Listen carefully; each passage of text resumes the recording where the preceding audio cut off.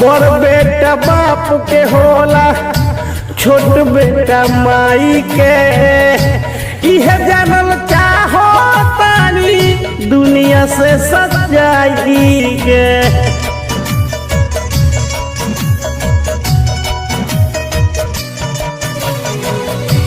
बड़ बेटा बाप के होला, छोट बेटा माई के। इह जानल चाहो तानी दुनिया से सच्चाई के। मझिला के काहे लोगावा, मझिला के काहे लोगावा देला ठुकराई रे। केकरा में बाबू रही है, केकरा में माई रे, केकरा में माई रे।